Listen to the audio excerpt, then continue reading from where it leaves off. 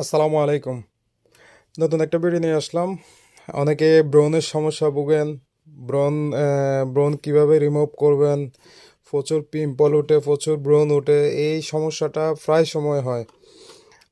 আসলে একটা সময়ে মুখে ব্রণ ওঠে, আবার একটা সময় কিন্তু ব্রণটা চলে যায়। আর ব্রণটা ওঠে একমাত্র আমাদের খামখেয়ালির কারণে।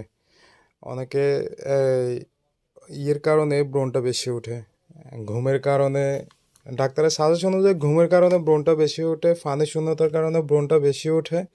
কিন্তু এটা রিমুভ কিভাবে করবে অনেকে জানে না। এটা কি ইউজ করলে যে ব্রণটা চলে যাবে, কি ইউজ করতে হবে সেটা অনেকে জানে না। একনিস্টার ক্রিম বা একনিস্টার জেল, এটা অনেকে হয়তো চিনে থাকবেন, অনেকে হয়তো জানেন এই ক্রিমটা কীভাবে অ্যাপ্লাই করতে হয়, এই ক্রিমটা কী কাজে আসে। এটা একটা ইন্ডিয়ান একটা ক্রিম, যে কোনো ফার্মেসিতে গেলে পাবেন।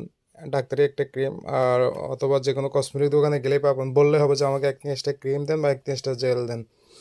যারা এই ক্রিমটা ইউজ করবেন, ইনশাল্লাহ আপনার 8-10 দিনের ভিতরে আপনার এই ফিডব্যাক ভালো পাবেন। আপনার ব্রণ ম্যাক্সিমামলি আপনার 50% ব্রণ আপনার চলে যাবে।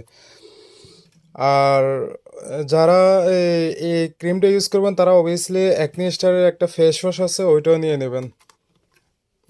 দুইটা কম্বোই একসাথে ইউজ করবেন। আমি ওই ফেস ওয়াশটা নিয়ে আমি আরেকটা ভিডিও নিয়ে আসবো অতি শীঘ্রই। ওটা দেখবেন, দেখলে বুঝতে পারবেন। তো অ্যাকনিস্টা ক্রিমটা আসলে কিভাবে অ্যাপ্লাই করতে হয়, এটা প্রাইস মানি কীরকম, এটার ক্ষতি আছে কিনা, আমি সম্পূর্ণ ভিডিওটাতে আপনাদেরকে বলে দিচ্ছি। সেটা হলো অ্যাকনিস্টা ক্রিমটা আপনার অনেকে দেখেন অ্যালার্জিজনিত কারণে ক্রিম ইউজ করতে পারেন না, বা বিভিন্ন ক্রিম ইউজ করলে পিম্পল আরও বেড়ে যায়। তারা একনিস্টা ক্রিমটা ইউজ করতে পারবেন, এটা কোনো সমস্যা নাই। অ্যালার্জি প্রবলেম থাকলেও এটা ইউজ করতে পারবেন, কোনো প্রবলেম